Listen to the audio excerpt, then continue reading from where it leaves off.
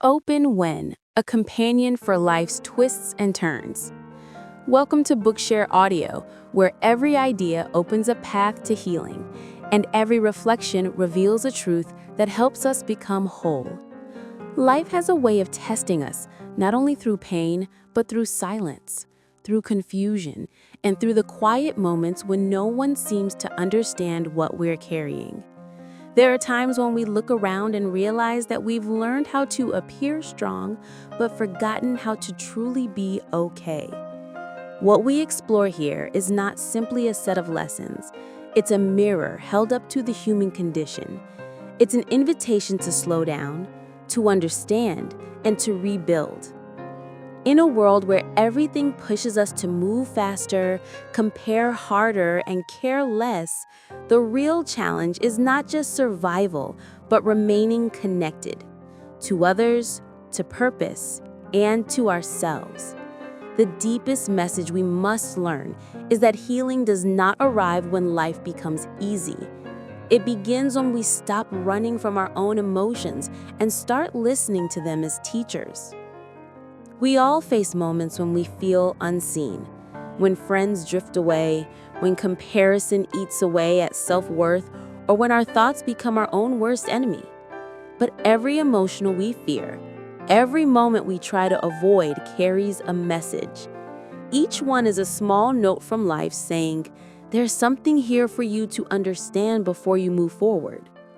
When you feel lost, it isn't a sign that you failed. It's a signal that you've reached the edge of what you know and are ready to grow beyond it. We often think strength means independence, being untouchable, unbothered, endlessly productive. But true strength is not about how much you can endure alone. It's about your ability to remain open while life tests you. It's about letting yourself be seen, to admit you don't have all the answers, and still keep showing up with honesty. Real power is gentle. It's found not in control, but in connection. Every struggle begins with the mind, the way we speak to ourselves when no one is listening. Many people spend their entire lives believing the critical voice in their head is truth. They repeat it until it becomes an identity. I'm not enough. I always fail. Others are better.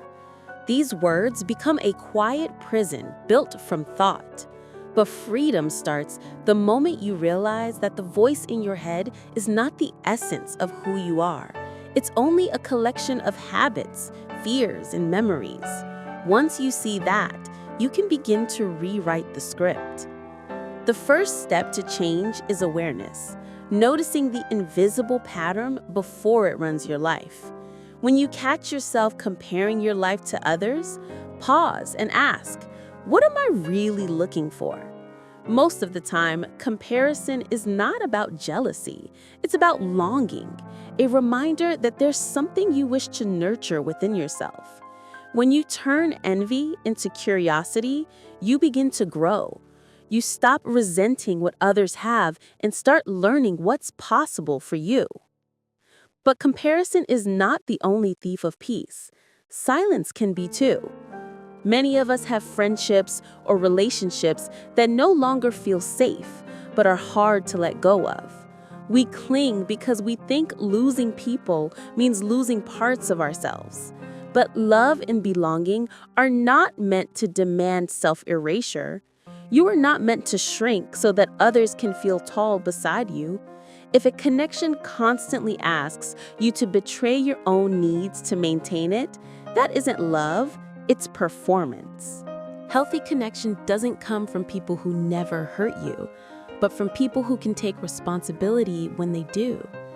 It's built not through perfection, but through honesty, through the courage to have uncomfortable conversations, to hold both compassion and boundaries in the same breath.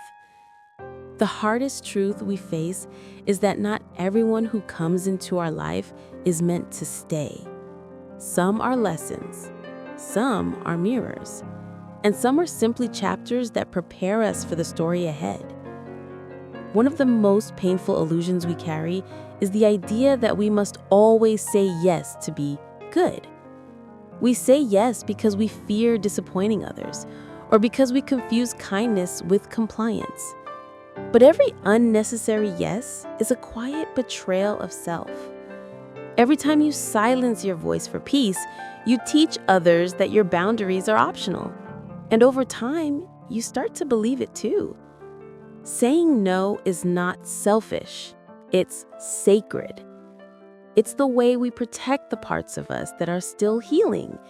It's how we ensure that our yes means something when we give it. Learning to say no is an act of self-respect. It's standing at the border between who you were and who you're becoming and saying, "This time, I choose me." It's hard because guilt will whisper that you're being unkind. But guilt often arises when we break old patterns that were never meant to serve us. Keep going anyway. The more you practice saying no to what drains you, the more space you create for what nourishes you. Then comes the quiet, the moments when you have to be with yourself. The world celebrates connection, but few teach us how to handle solitude. To sit alone without distraction is to face the truth of our own minds. It can feel terrifying, but it's also where the greatest healing happens. Because solitude is not the absence of love, it's the space where love begins. The relationship you build with yourself sets the tone for every other relationship you have. If your inner world is filled with criticism and doubt, no external validation will ever feel enough. But if you nurture kindness within, you carry peace wherever you go. Being with yourself means learning to hold your emotions without judgment. When sadness comes, don't rush to bury it under distraction. Ask what it's trying to show you. Often, pain points to something precious, a dream you've abandoned, a truth you've avoided, or a boundary you've ignored. Emotions are not enemies to control. They are messengers. The sooner you learn their language, the less they control you.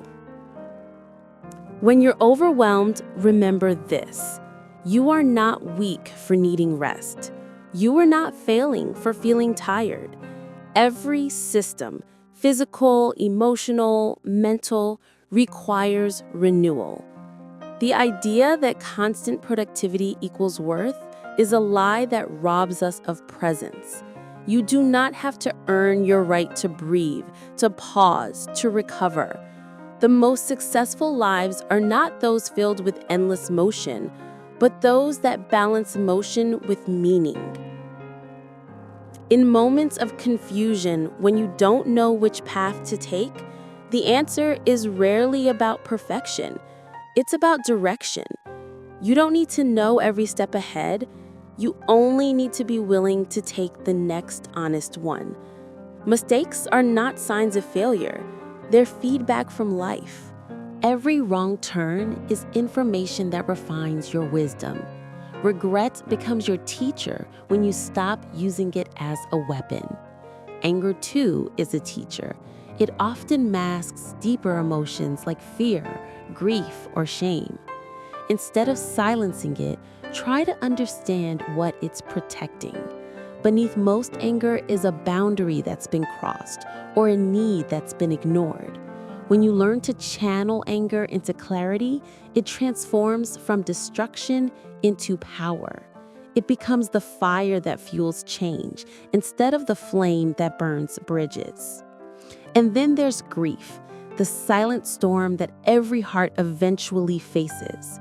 Grief is not only about death, it's about all the versions of ourselves we've had to let go of, the dreams that didn't happen, the people who couldn't stay. We live in a culture that treats grief as a problem to fix, but it's actually an expression of love. The depth of your sorrow reflects the depth of your connection. You don't move on from grief, you move forward with it, learning to carry it differently. Over time, the weight softens, and what remains is gratitude. Gratitude that you were lucky enough to love at all. Through all of these experiences, comparison, rejection, loneliness, fear, there is one unifying truth. You are not broken. You're simply growing through the necessary discomfort of being alive. Healing is not about becoming someone new. It's about remembering who you were before the world taught you to forget. The peace you're searching for isn't somewhere outside. It's beneath the noise, waiting for you to slow down and listen. The mind will tell you stories that you're behind, that you're unworthy, that you're too late. But your worth has never been in question. You were born worthy. Every mistake you've made, every scar you carry, every tear you cried, none of it disqualifies you from joy. In fact, it's those experiences that prepare your heart to feel life more deeply. You can't numb pain without numbing joy. And you can't avoid vulnerability without avoiding love. The same cracks that let the hurt in are the ones that let the light out. Every human being will face moments when they feel powerless, but power doesn't vanish. It hides in the smallest decisions, choosing to breathe before reacting, choosing to speak kindly to yourself when you feel worthless, choosing to forgive when bitterness tempts you. Each of these moments is an act of quiet strength. That's how healing happens, not through dramatic transformation, but through small, consistent acts of courage repeated over time. Sometimes healing looks like letting go of control. We spend so much energy trying to predict, fix, or prevent pain that we forget to live. The truth is, uncertainty is not the enemy. Resistance is. Life doesn't ask you to have certainty, it asks for participation. You don't need to know how the story ends, you just need to keep turning the page. What matters most is not how perfect your life looks, but how deeply you choose to live it. Stop measuring your progress by how much you've achieved, and start measuring it by how much more peace, authenticity, and kindness you bring into the world. The real goal isn't to impress others. It's to meet yourself with honesty and to wake up each morning knowing you are living in alignment with your truth. If there's one lesson that ties everything together, it's this. Every struggle you face is an invitation to build a stronger relationship with yourself. When life breaks you open, it's not punishment, it's preparation. The cracks that appear are not evidence of weakness, they're spaces being made for growth. You will outgrow old fears, old identities, old versions of yourself. And that is not loss, it's liberation. So when the days feel heavy and you wonder if you're enough, remember, you have survived every single challenge up to this point. You faced things that once seemed impossible, and here you are, still breathing, still learning, still trying. That persistence is proof of your strength. No one gets through life without pain, but those who find peace are the ones who learn to stop running from it and instead ask, what is this moment trying to teach me? You will not find healing in perfection. You will find it in patience. You will not find peace in avoiding your feelings, but in allowing them to pass through you like waves. You will not find happiness in controlling others, but in learning to control your response. And most importantly, you will not find love by seeking to be someone else's ideal. You will find it when you finally accept yourself as you are, flaws and all. This journey isn't about becoming someone new. It's about coming home. Back to the self you abandoned when the world taught you to hide. You are not behind. You are not too late. You are exactly where you need to be to learn what this chapter was meant to teach you. Every open wound will one day become a source of wisdom. Every broken piece will one day remind you how resilient you are. You will heal, not because life suddenly becomes easy, but because you'll learn to walk through the storm without losing sight of your worth. That is what it means to be alive, not to avoid the storm, but to find your calm within it. So take a breath, Slow down. You don't have to have everything figured out right now. You just have to keep choosing to show up with honesty, with compassion, and with hope. Because the person you are becoming deserves that. And if there's one truth you should take with you, let it be this: you are stronger than you think, braver than you feel, and more loved than you know. If this message spoke to your heart, don't forget to like, subscribe, and share it with someone who might need it today. And tell us in the comments below, what book should we explore next? Thank you.